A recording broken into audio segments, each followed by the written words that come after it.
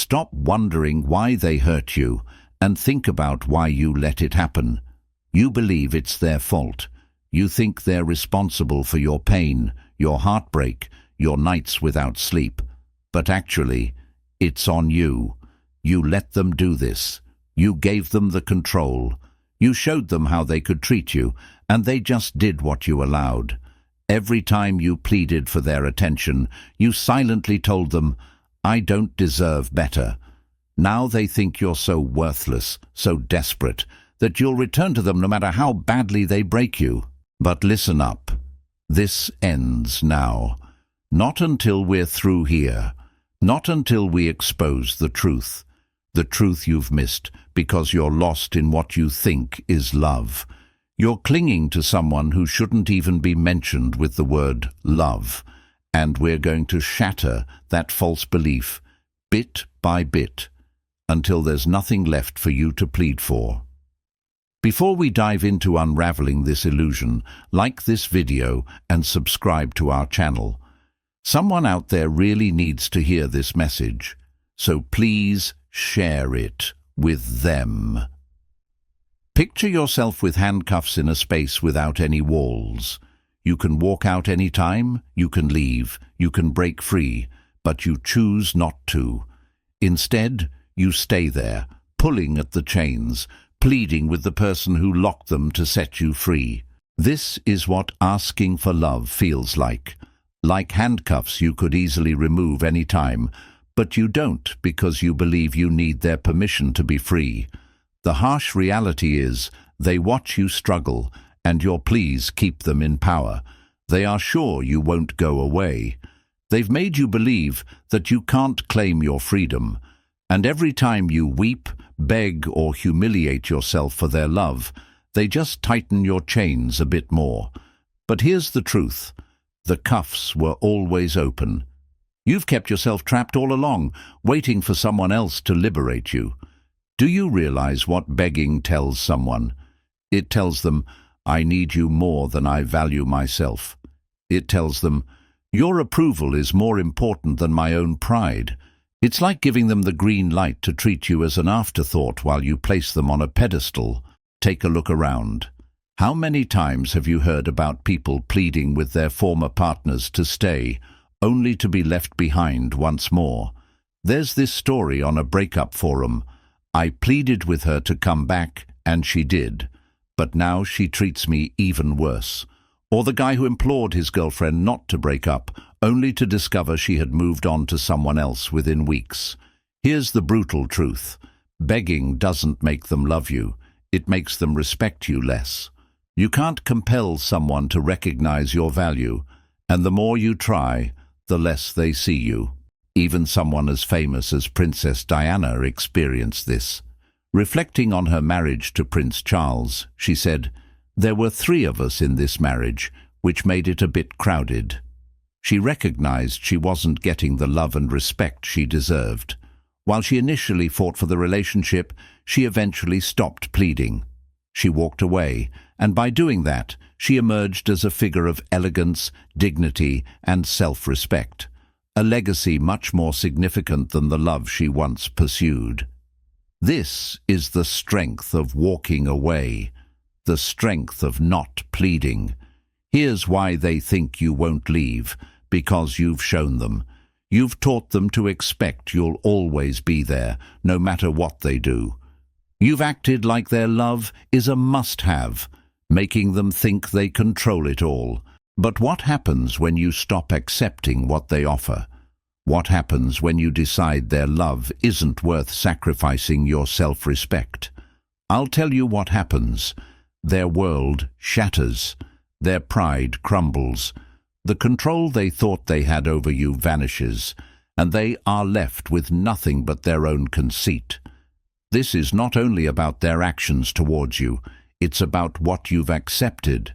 Today, we're going to tear down the falsehoods, the deceptions, and the shackles you've put on yourself. By the time this video ends, you'll be walking away proud and dignified. But first, I need you to declare this with me. I choose freedom. And don't just say it quietly. type it in the comments.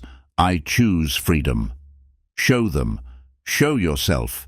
Tell the world you're finished with pleading, pursuing, and surrendering your strength. Let's get started. Number 1.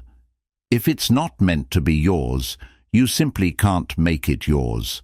Imagine trying to make a river flow towards you when it naturally flows the other way. We need to be honest with ourselves. You've been running after something that was never supposed to be yours, trying to grasp onto someone who wasn't clinging to you. Every effort, each sacrifice, and all those late-night messages seeking clarity were in vain. You just can't have what doesn't want to belong to you. And that's not their fault alone. It's on you too. Deep inside, you always knew. You noticed all the signs, their lukewarm attempts, unkept promises, and how they made you feel like you were demanding too much when you only wanted the basics. They didn't hold on because they simply didn't wish to, and yet you persisted in chasing them like a dog after a car, longing for something that wouldn't ever stop for you. But let's face the harsh reality you've been dodging. If they really wanted you, you wouldn't have to beg for their affection. You wouldn't need to persuade them, justify your worth, or demonstrate that you were enough. People don't cast aside what they cherish. They don't release what they genuinely desire. The fact that you had to struggle so much just for their attention, love, or time should have clued you in. Begging didn't make them stay. It pushed them away quicker. Here's the thing about desperation. It paints a picture that you're okay with settling for less. And when you're seen as someone who settles, that's exactly what you get. Nothing. They handed you bits and pieces because you showed you'd take anything. They gave you their least because you made it evident that you'd stick around, hoping for more, no matter what. Think about this. Does anyone ever truly win love by begging? It doesn't work that way. Love isn't drawn to desperation, but to mutual respect.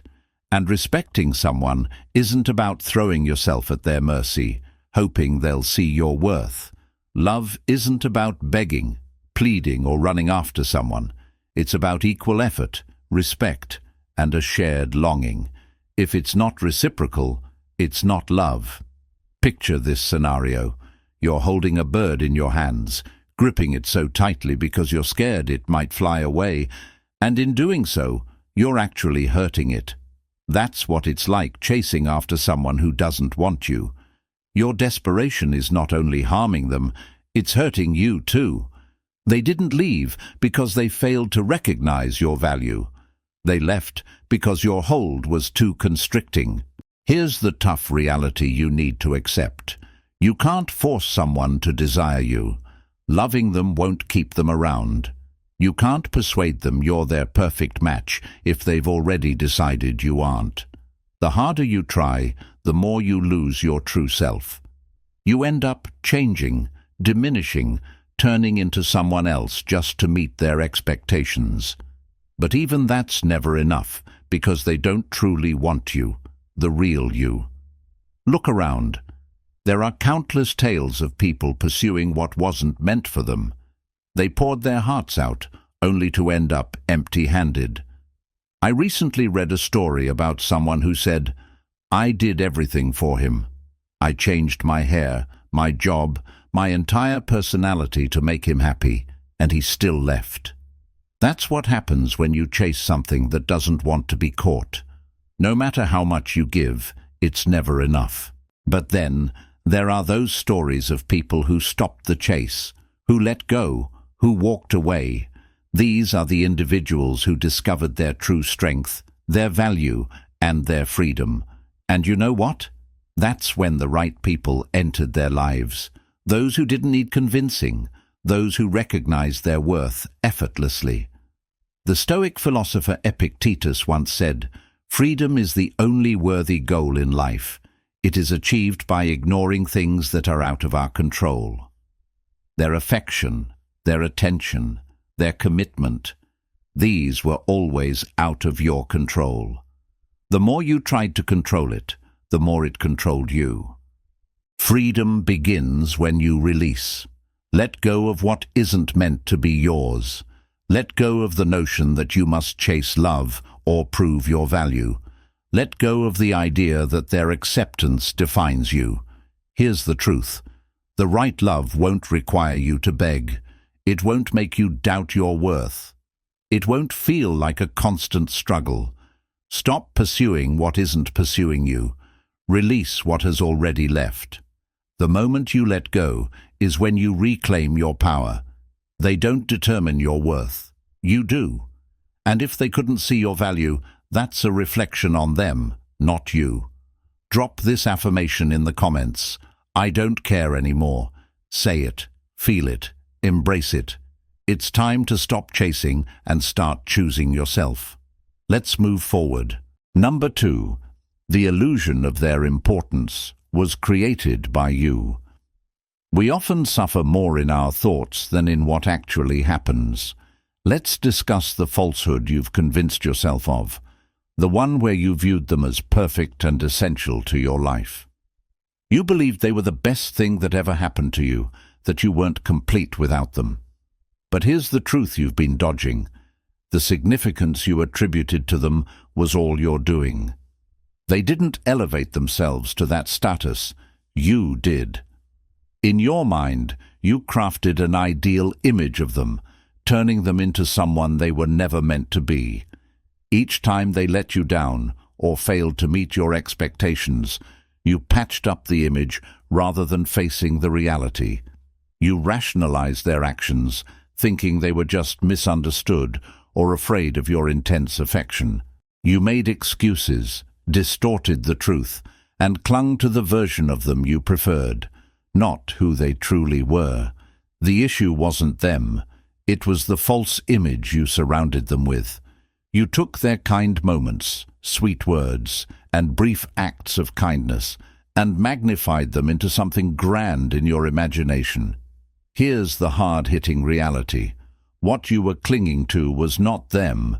It was a fantasy, and fantasies collapse when faced with harsh reality. Think of a house built on sand. No matter how lovely it looks or how elaborate its design, it falls apart as soon as the tide rolls in. That was the nature of your relationship, an illusion on shaky ground. You struggled to maintain it, but it was doomed from the start. They never sought to be idolized. In fact, they likely enjoyed the control it granted them. Why wouldn't they? You gave them that power. You elevated them, made them your everything, and showed them that their love was something you had to earn. And they accepted it, not because they deserved it, but because you offered it freely. Here's the harsh reality. They were never as incredible as you believed. Their role in your life was big, not because of who they were, but because of how you chose to see them. You cast them as the lead in your life story, and they played along because it was easy. But now it's time to change the narrative. Consider the stories of others who've experienced this. How often have you heard someone admit, "I can't believe I thought they were so great. In retrospect, they were quite ordinary." That's the realization that hits when the illusion breaks. You begin to see them as they truly are, not the perfect version you imagined, but the flawed, self-centered, and often unremarkable individual they have always been. Take Marilyn Monroe as an example. She famously said, "I'm not perfect. I can be selfish, impatient, and sometimes feel unsure of myself. I make mistakes, lose control, and can be difficult to deal with.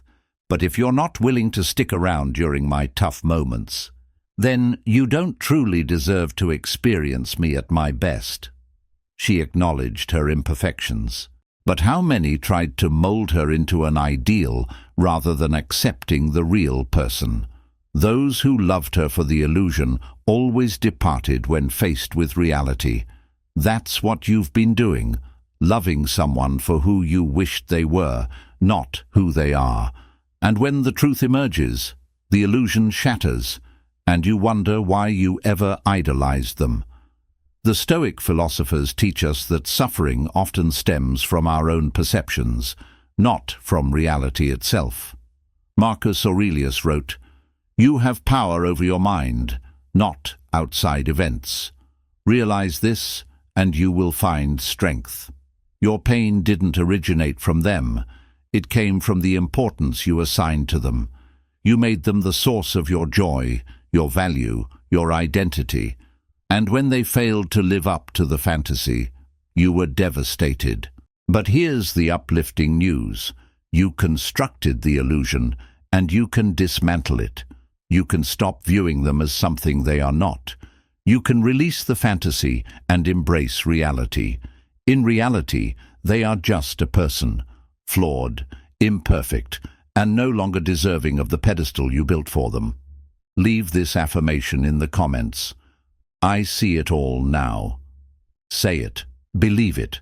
Let it serve as a reminder that the illusion is gone, and what remains is the foundation for your own life, on your own terms. Number 3. Pleading wasn't a sign of love. It was a reflection of fear.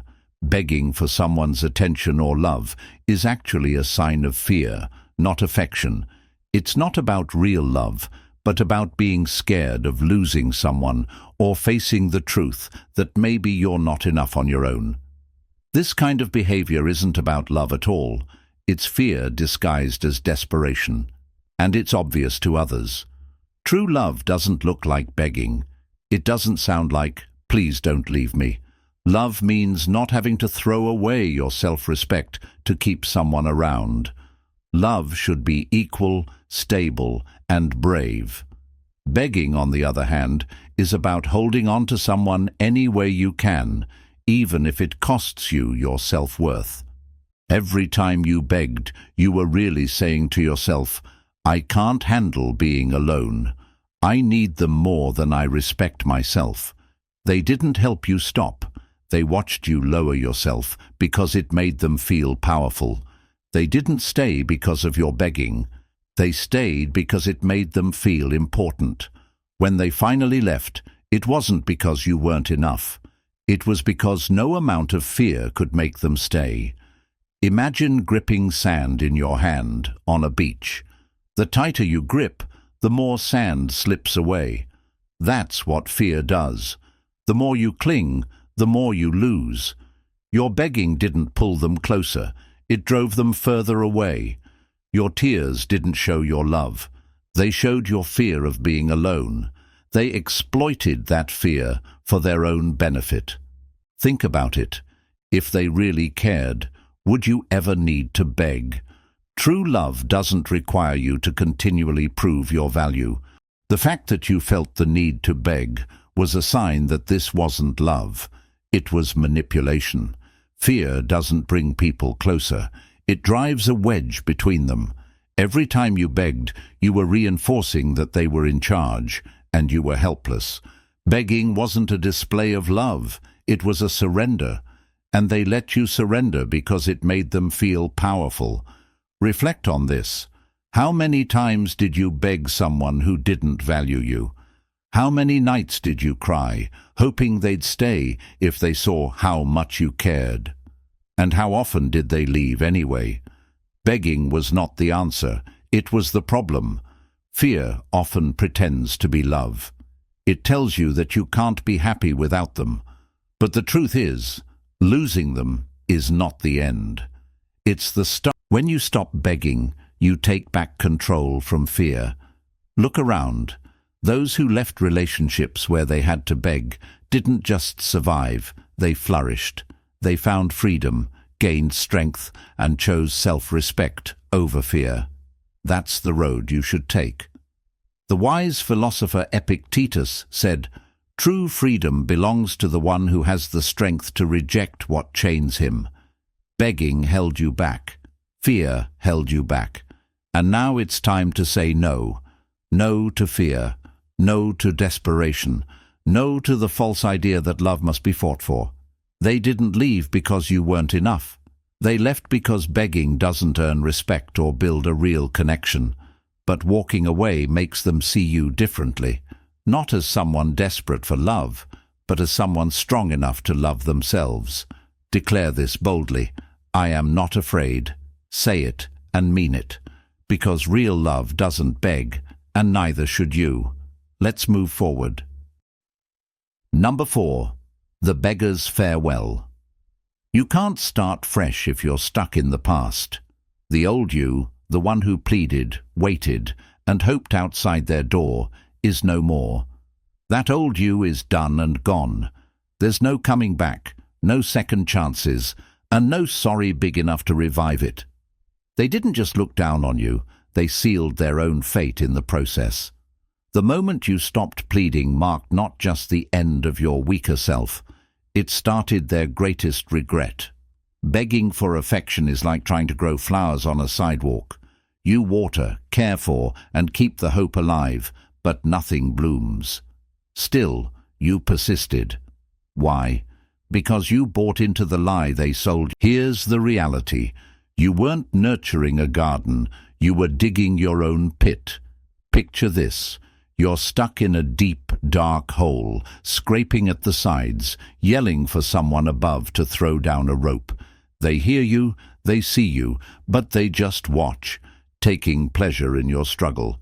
Every tear you cried added another layer to the walls that confined you. But the day you stopped pleading, that's when you built your escape, using the very chains they tried to bind you with. Here's a tough truth you might not want to face. Every time you pleaded, you cast yourself as the villain in your own tale. Pleading wasn't love. It was turning against yourself.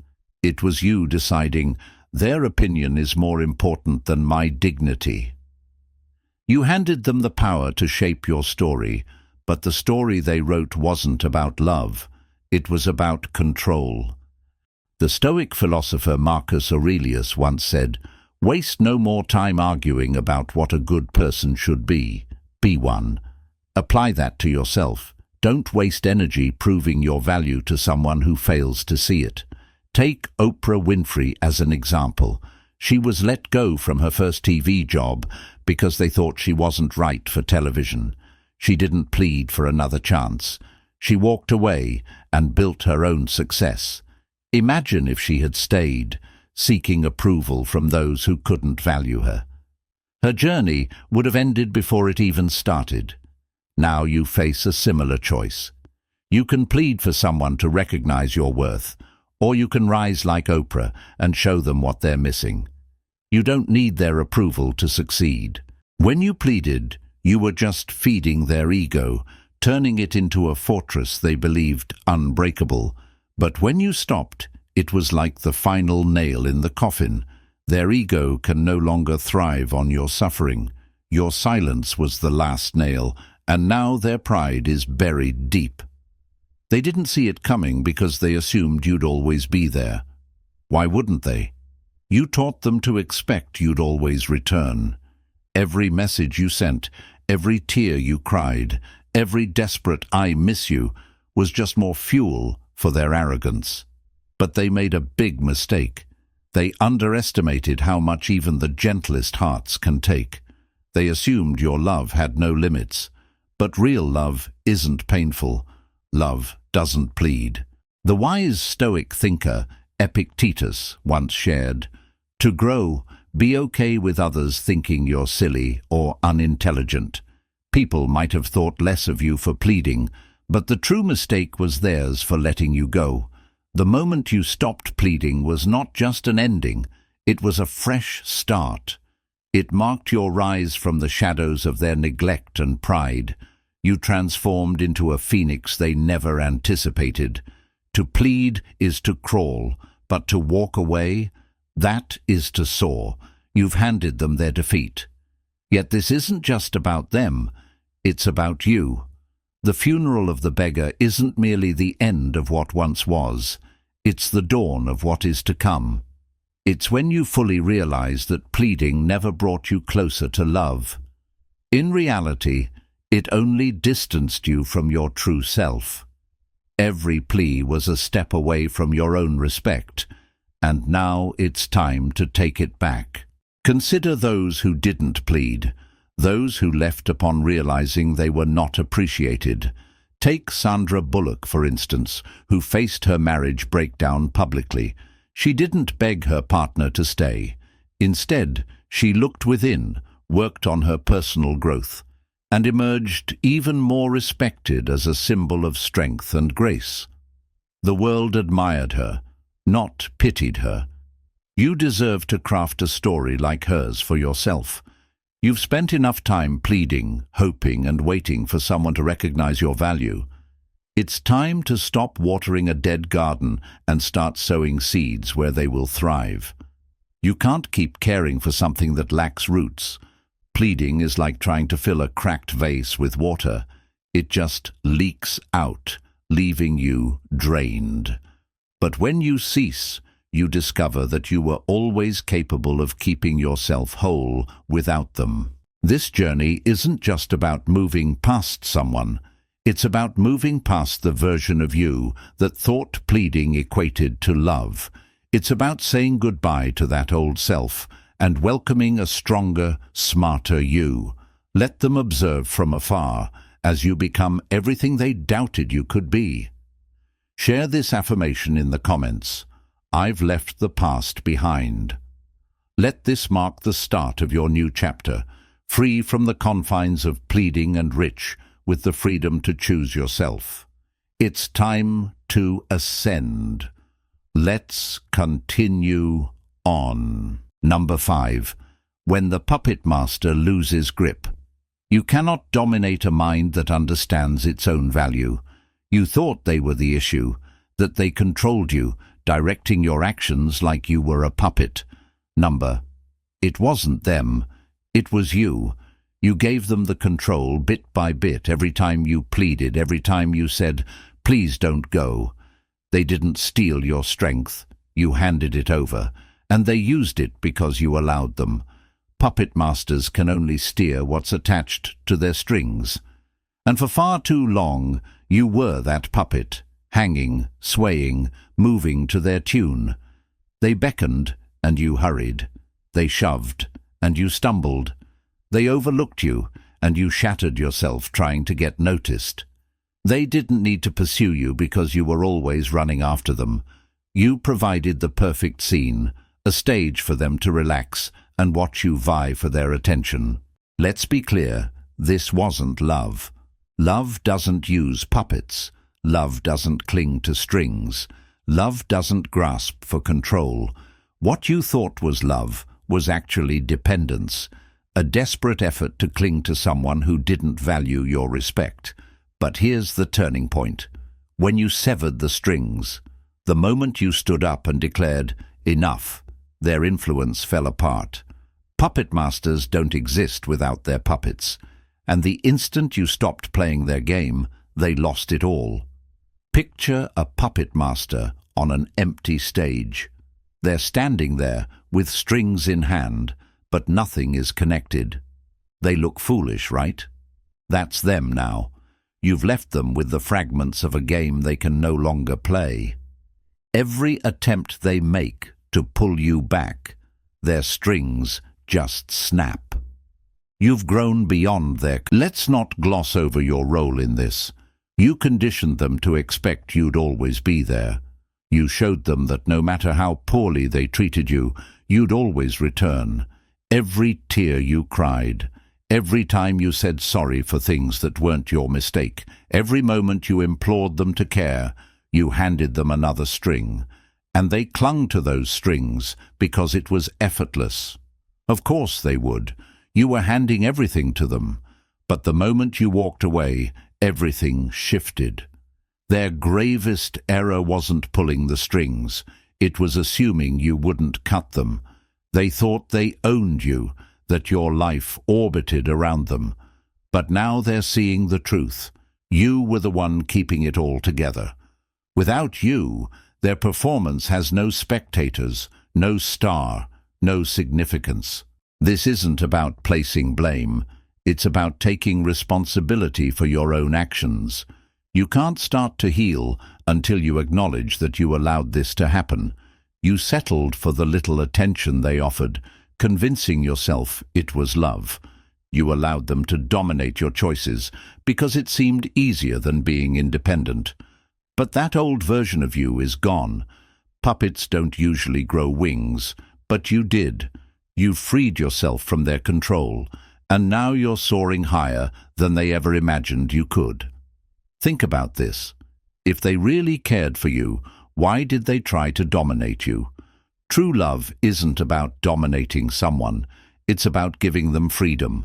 The moment you set yourself free, they had to admit that their feelings were never about love. They were about control. The version of you that used to follow their commands doesn't exist anymore.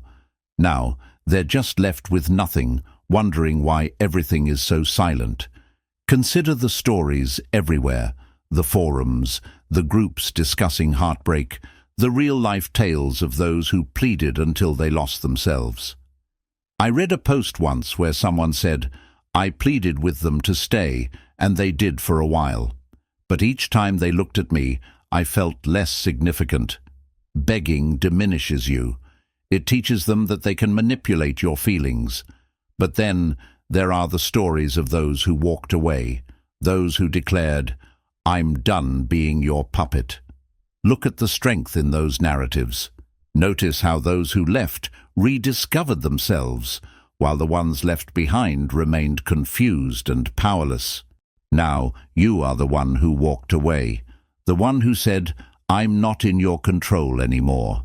The Stoic philosopher Seneca once stated, "Freedom belongs to the courageous, and freedom isn't handed to you, you claim it.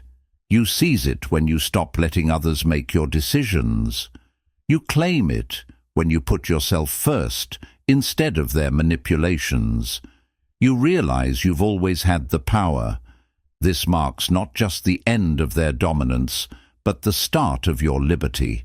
Let them dwell in their bewilderment, with strings that connect to nothing. Let them puzzle over how the puppet learned to walk by itself. You are no longer their plaything. You're not their fallback, their safety, their puppet. You're finished with being controlled. Number 6. Now, it's about you.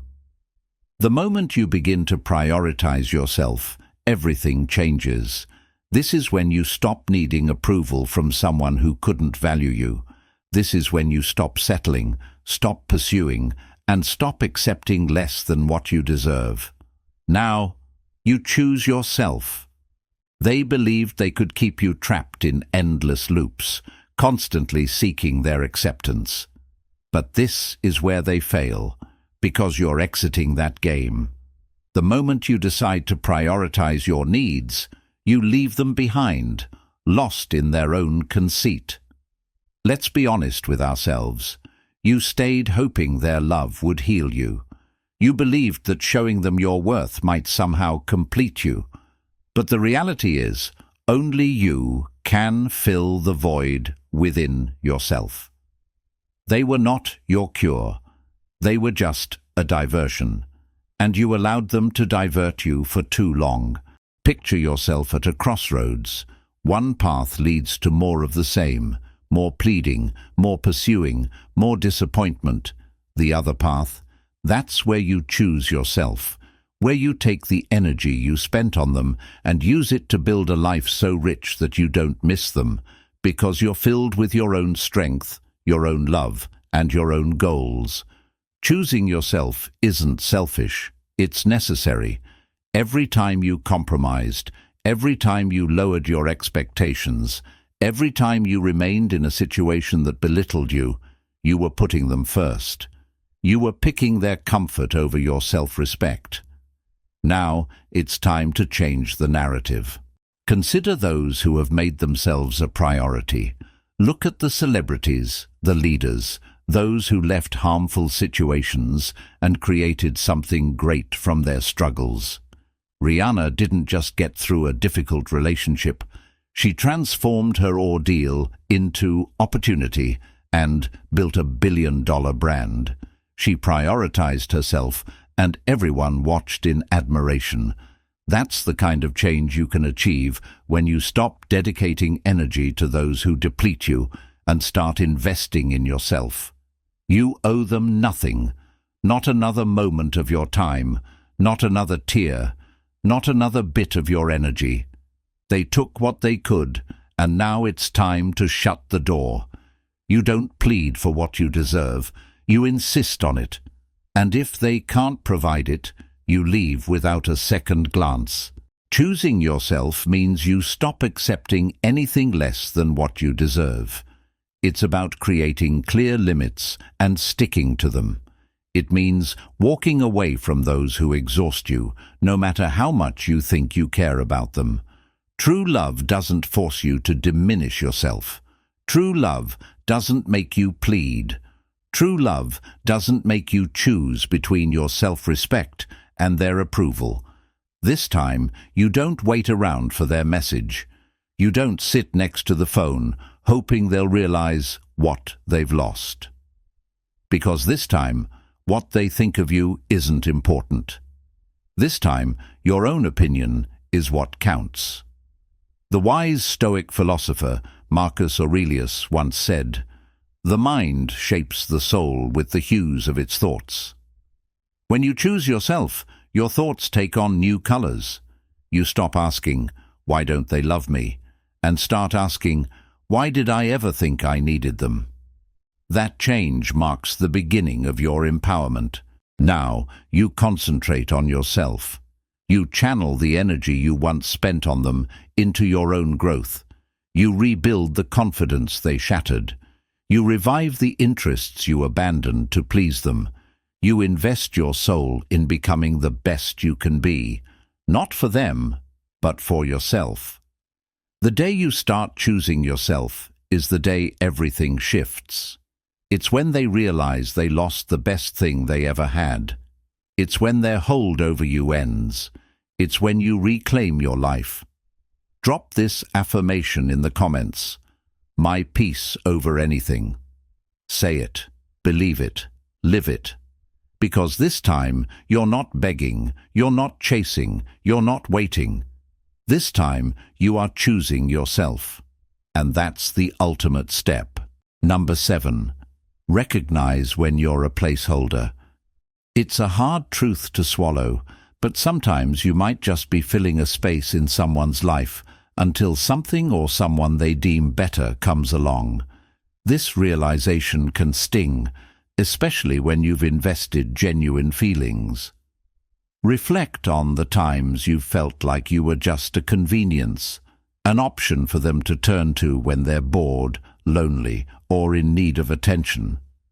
This isn't the foundation of a loving relationship. It's using someone as a human placeholder, a stand-in until the main act arrives. You deserve to be the star of the show in someone's life, not a secondary character waiting in the wings. Pay attention to how they treat you. Are you only included in their plans as an afterthought? Do they only reach out late at night, or when their other plans fall through? These behaviors are red flags, indicating that you are not a priority, but a convenience. From this moment forward, make a pact with yourself to value your own time and emotional investment as much as you would like others to value them. Start treating yourself like the main event, the non-negotiable first choice. If someone cannot consistently recognize your worth, then it's a clear sign they are not worthy of your time and affection. Remember, real love involves mutual respect and commitment, not sporadic attention. Drop this affirmation in the comments. I am not a backup plan. Say it, believe it, and let it resonate in every choice you make. Stand firm in your worth and never settle for a role as someone's standby. You are always the main event in your own life.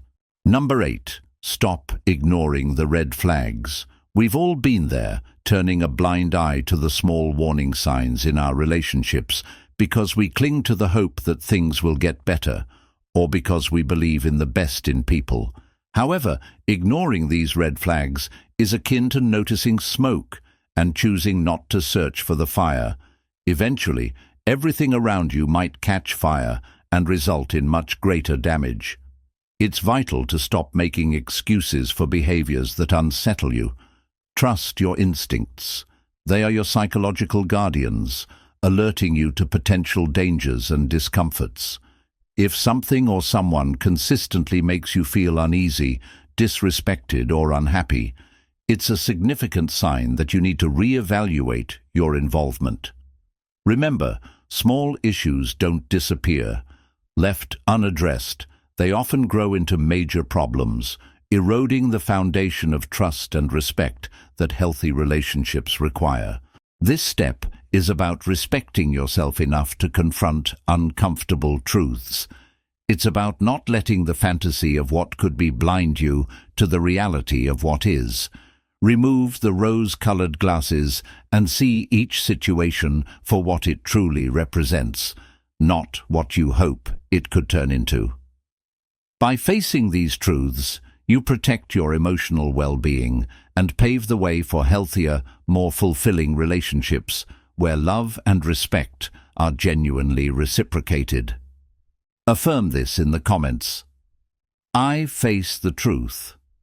Embrace this principle and let it guide you away from potentially toxic situations towards relationships that are truly worthy of your time and heart. Let's move ahead. This is the moment you regain your strength. No more begging, no more chasing, no more wasting your time on people who don't value you. You've seen the truth, and now you're invincible. Choosing yourself is not just a choice, it's a revolution.